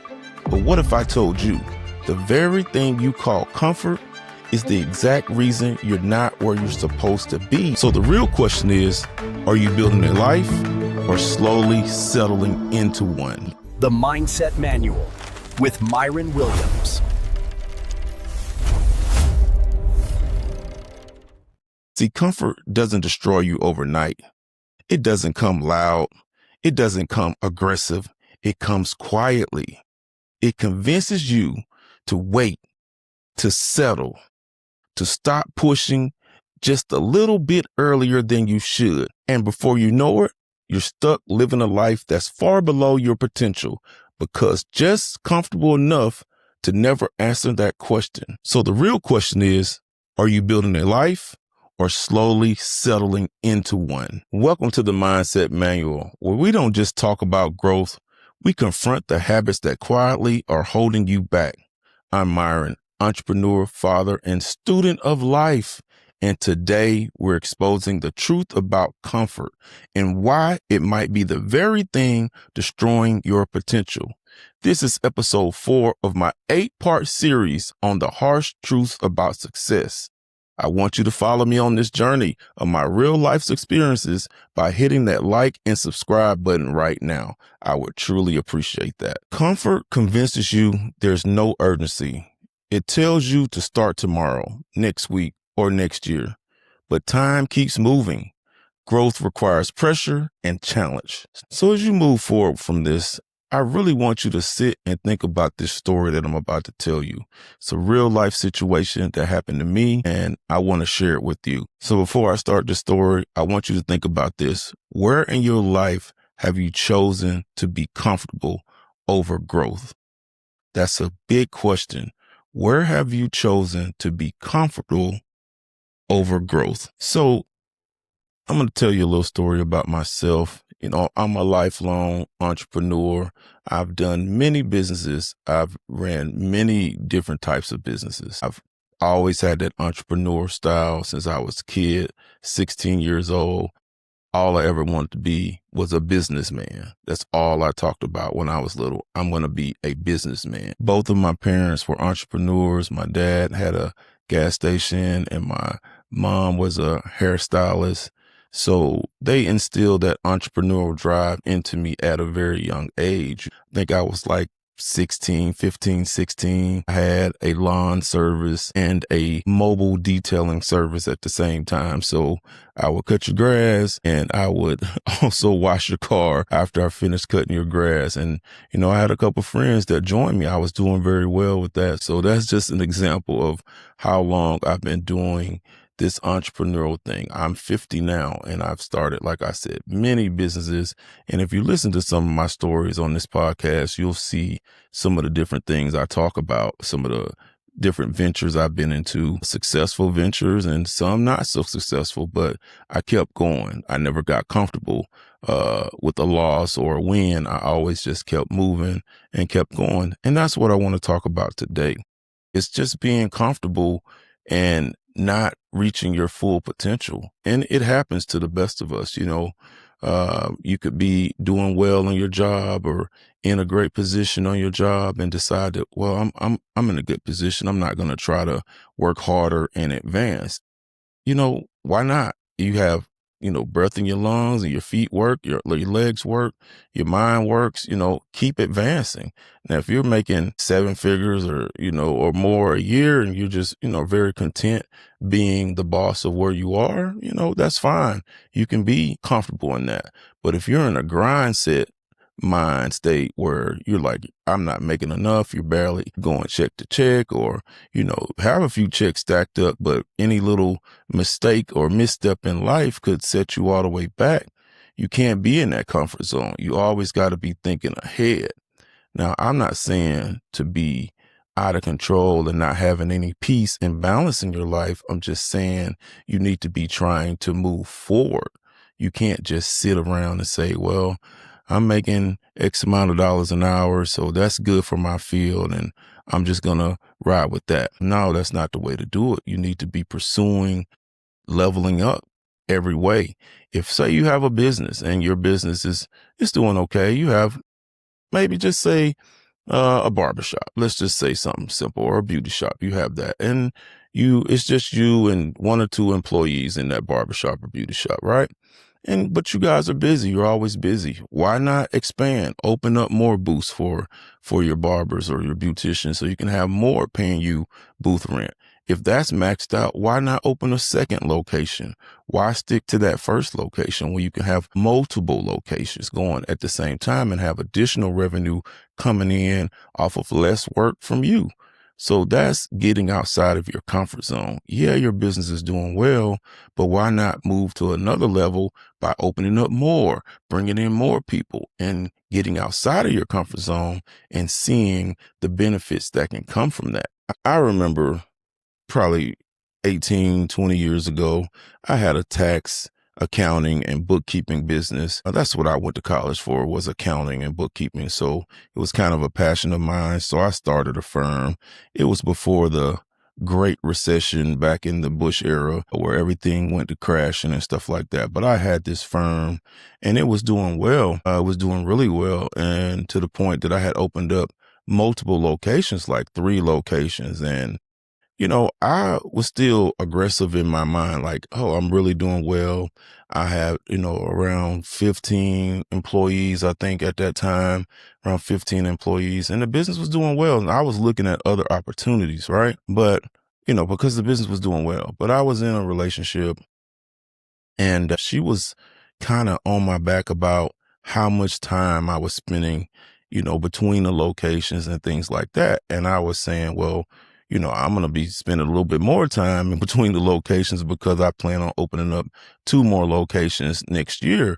And I've, have found the locations. And so for me, I had the aggression and the desire and the drive to open up more locations. But the person that was my significant other, she was kind of holding me back. She was comfortable. We had a nice house.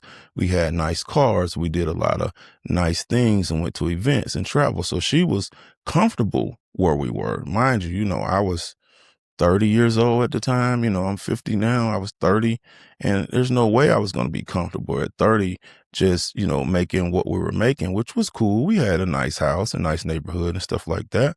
But it was still an opportunity for me to get to another level. And she didn't want to get to that level. She wanted to stay in the level that we were. So sometimes the person that's with you can be comfortable and you're not, but that creates conflict in your household. And that's a tricky situation when you want to go forward, but the person you're with is good right here, but you want to go up, but they're good right here. It's going to create conflict, and it's a hard thing to handle. I'm not a counselor. I'm not a therapist, so I can't give you advice on how to handle that, but you have to dig deep, have conversations with them like I did with her. She was very strong about her feelings about me not growing, stuck with it for a while, for us just staying in that comfort zone with her and just trying to enjoy life with her. But when that relationship was over, the first thing I did was open up. Instead of 2 more locations, I opened up 3 or 4 more locations. And that 3 or 4 turned to 10, which turned to eventually 15 locations at one time, because I didn't have that person with me anymore to keep me in that comfort zone. Now I was all about pursuing my dreams and going to the next level. And that has to be you. You have to step outside your comfort zone if you really want to get to the next level. If you see that person over there doing well and you're like, wow, they're riding in this nice car, or they have this nice house, or they're doing this, or you're at the basketball game or the football game, you see them, at the lower seats or on the floor or on the field or whatever. And you're wondering like, how did they get there? Maybe those people are working really hard. They step outside of their comforts to get to that level. And that's what you have to do. Step outside your comfort zone if you want to get to that level. I've done it and I continue to do it. Even though I'm successful where I am right now, I'm doing this podcast. I'm trying to help people level up. I'm not comfortable enough to just sit here and say, well, I'm not going to do more. I've made my success. I've done businesses and been successful. I'm not going to keep it to myself, stepping outside of my comfort zone, sharing it with people like yourself so you can level up and you can get to the place like someone like me. That's me stepping out of my comfort zone. I don't have to do that. I'm very comfortable where I am, but I want to do more. I want other people to come up and see, learn from someone like me who's been a lifetime entrepreneur. So when you're trying to build a business, if you're thinking about building a business, I should say, there's going to be some discomfort, both thinking about it, because now you're like, I don't know if I want to leave my job and do this. Or if you've just started a business, you're going to have those days where you're like, I shouldn't have left my job. I should have just kept my job. You want to quit.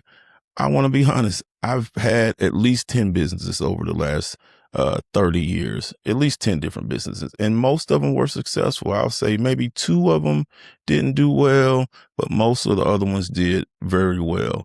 But I will say out of all those businesses, not a single one of those businesses that I did not want to give up at some point because it was hard or, something didn't go right or I lost some money on this or whatnot. So I've always had a moment where like, man, I want to give up. This is not going to work.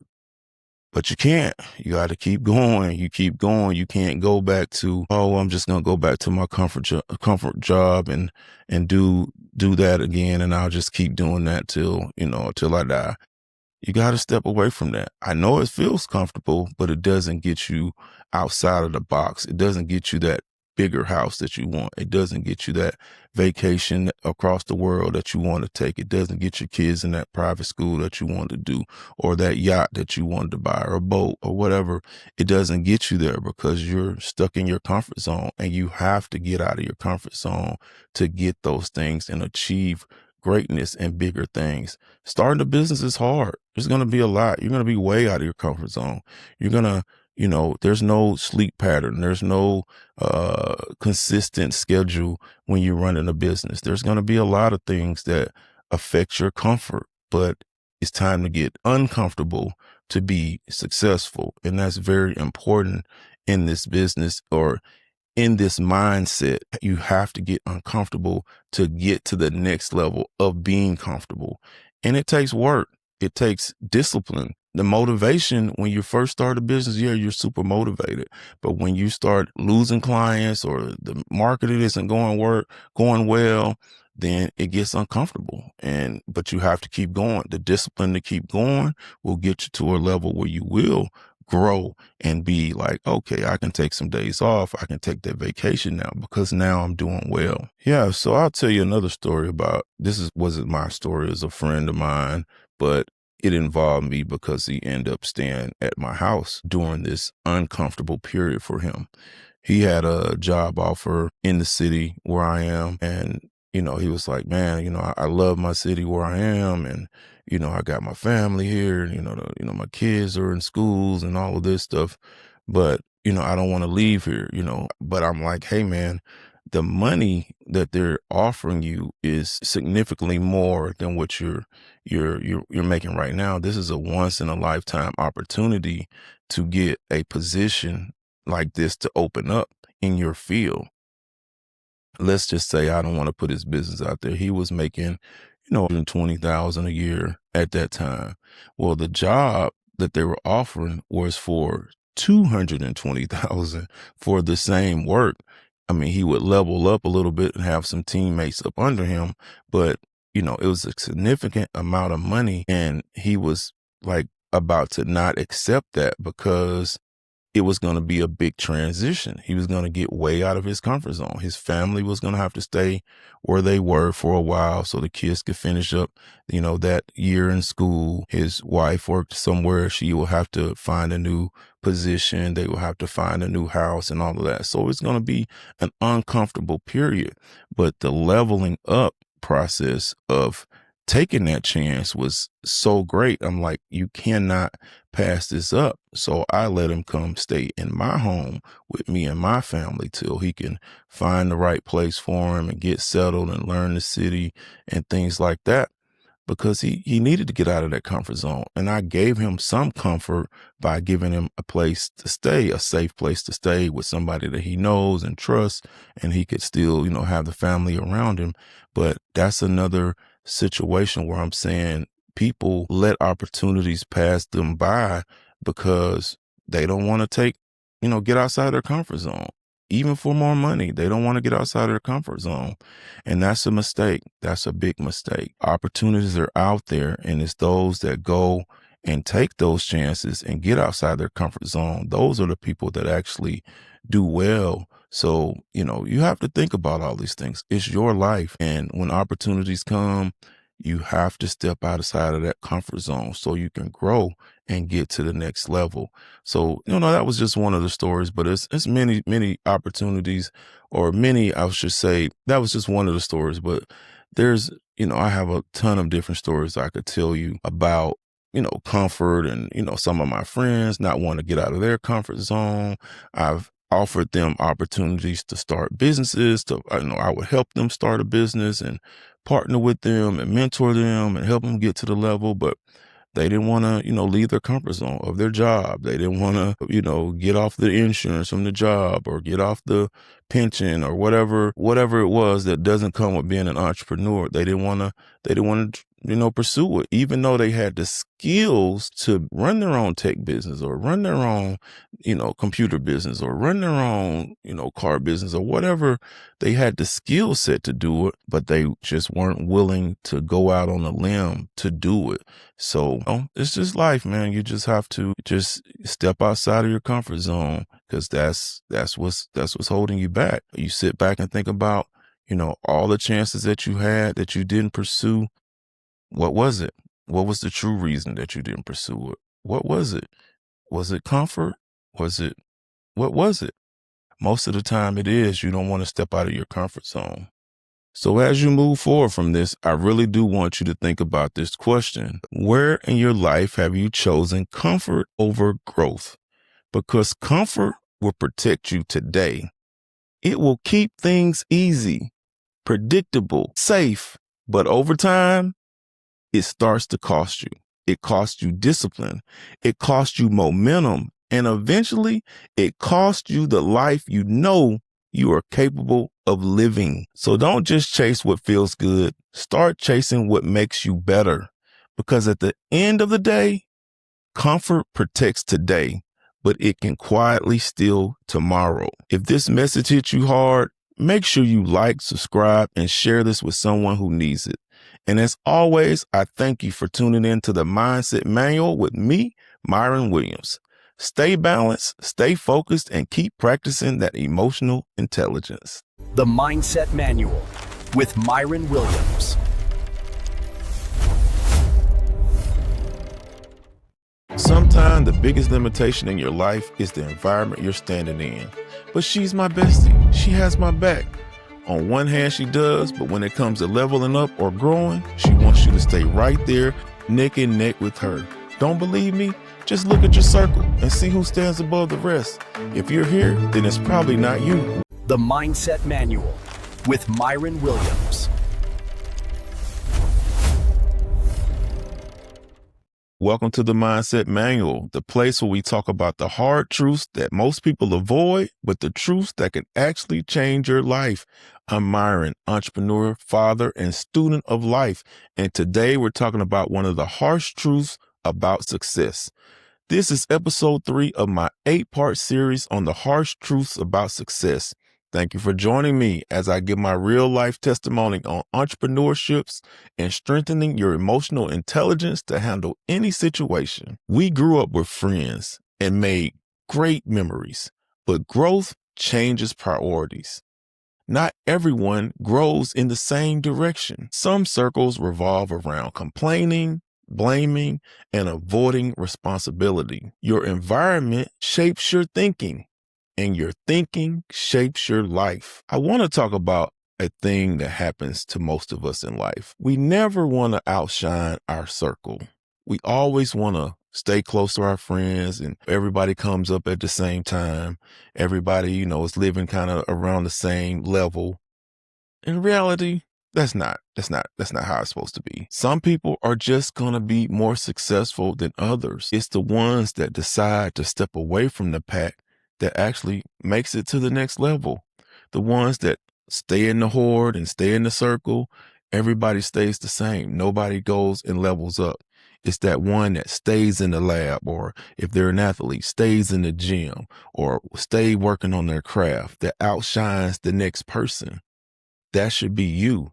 Don't let your circle hold you back. I want to share my journey with you. I'm going to tell you a couple stories about things that I've experienced with my friends, family, significant others, and my circle that held me back. Well, I learned later in life that it was holding me back. At the time, it didn't seem like it. I had a tax office. No, actually, I had 3 tax offices at the time. And I was dating someone. I started dating someone. I already had the offices before we met, and I was already doing really well. And we had been dating for a little while, and it was coming up on, say, 7, 8 months we had been dating. And I was telling her, I'm thinking about opening up some more offices. My other 3 offices are doing really well. I saw some locations that I like, and I think that I'm gonna open up some more locations. So her response was not what I was expecting. She was like, "You're gonna open up more locations. You're gonna stress yourself out. You're gonna be away from the house more. That's you. I mean, you're doing really well right now. Why do you need more locations?" So I'm thinking like, well, we're in a relationship. I'm trying to level up so we can buy nicer things and have more fun and travel. But her thing was, no, she just wanted me to continue where I was, stay on the road that I was on, and just have our relationship. But I'm thinking I was like maybe like 30 years old at the time, full of energy, full of life, full of ambition. Why wouldn't I go for it? This is the perfect time to go for it. No kids or nothing like that. It's time for me to go for it. But she didn't see it that way. She felt like I was doing too much. At the time, I felt some kind of way, but I was in a relationship. I was doing well. So I was kind of comfortable, but I really wanted to open up those locations. I had scouted a place and everything, but I ended up just passing on that. I didn't do it. But later, when the season started, that tax season started, I rolled by those locations that I had scouted, and turned out somebody had put what? Tax offices in there. That really got me to thinking, man, I had a great idea. I had a plan, but I let my girlfriend at the time talk me out of doing it. You know how that sting. You know how that sting a little bit. You know that. But what I'm saying is that happens to a lot of us. Our significant other holds us back from an idea that we have. Oh, you don't need to do that. You're going to lose your insurance. You need to stay on your job. You don't need to do that. You can't invest our money into that. It's always something that you have to hear to keep you from going forward. Now, I'm not telling you, I don't want you to say, I'm not a relationship counselor, so I don't want you to get a divorce or break up with your girlfriend or boyfriend because of what I'm saying. I'm just sharing my story of what happened to me, and it ended up turning out great for me. I ended that relationship. I moved on, opened up 10 tax offices, did great, ended up selling those offices off, making a ton of money doing it. So that's my story. So my point of this story is just to tell you that even your relationships can hold you back if you and the person aren't on the same page. Now, let me tell you about some other stuff.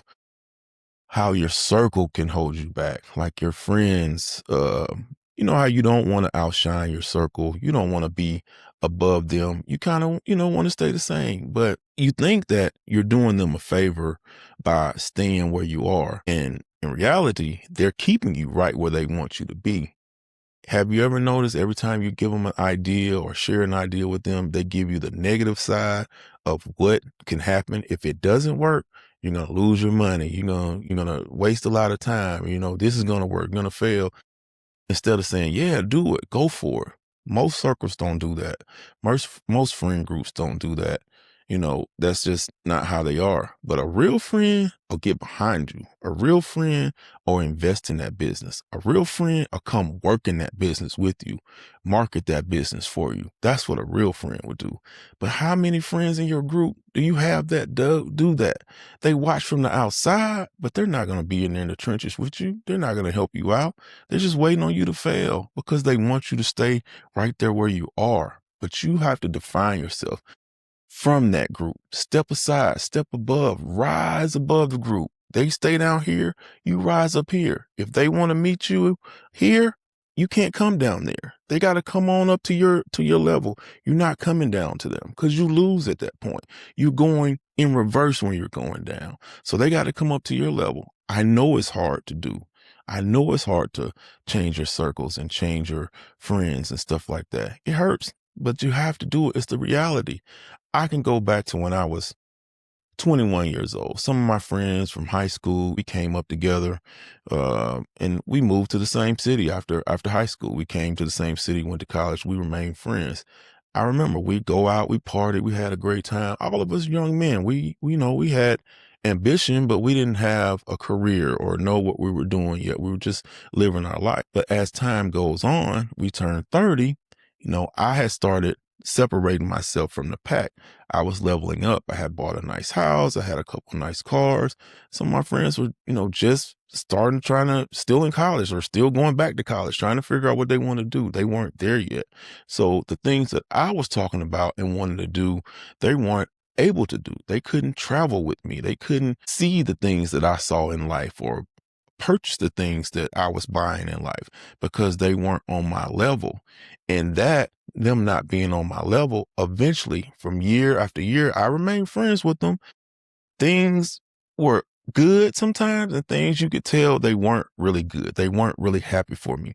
But when you're successful, you overlook a lot of the stuff that's kind of below you. You don't really, see it that way because when you're moving fast and doing good, that's all you see is good. You don't really think about the bad that, the hate or the disrespect or people are disguising in their joke. It's like a joke, but it's actually very disrespectful to you. You kind of overlook that stuff because you're beyond that. You're above that. But in reality, as time goes on, you're 30, you turn 40. I'm 50 now. Those things, they don't sit well with me. Those circles, I'm not in those circles anymore because eventually you learn that circle was really just holding you back. They still are where they are when they were 25. You're on a whole nother level. And if you want to get to a whole nother level, if you're 25 right now or 30 right now, or even 40 right now, even 50 right now, if you look at that circle that you've been with for a long time and everybody's on the same level, maybe it's time to make some new connections. Maybe it's time to start having some better conversations or some new conversations with some people that are on your level and trying to see the world and do bigger things and do big entrepreneurial things. You got to step away from that. I'm not telling you today, hey, cut off your friends, cut off your circle. I'm not telling you that at all. I'm just telling you to do an inventory of your circle and your friends and the people around you and see, are they helping you? Are they giving you the same energy that you're giving them? Do you give them more love than they give you? Do you support their ideas or their stuff that they're doing, sharing their stuff on social media or talking it up? They do the same for you. Just do an inventory on it and think about it and move from that point. I promise you, you'll see some things that you probably felt, but you never did anything about. You'll see it a lot more clear now. So I'm going to go ahead and wrap this up. Sometimes, growth just requires new conversations. If you stay in the same circle, stay having the same conversations with the same old people, you're going to get the same old result. You want to level up, you got to venture out. You got to meet some new people, get some new connections, have some new conversations about new things. Open your mind up, open your thinking up to other opportunities and other ways that people think. That's what you got to do. If you really want to get to the next level in this thing, like I said, if you're 30, you're 40, you're figuring it out, hey, it's time to change your way of thinking to get to the next level. Thank you for watching and sharing this journey with me on the Mindset Manual. If you haven't already hit that like and subscribe button, I appreciate you clapping for me by doing so right now. If you know somebody that needs to hear my testimony, send them a link to the channel so they can join the family. Be sure to join me next week for part 4 of this 8-part series. Next week, we're talking about, is your comfort destroying your potential? It's going to be a great episode. But until then, I want you to stay focused, stay balanced, and keep practicing that emotional intelligence. The Mindset Manual with Myron Williams.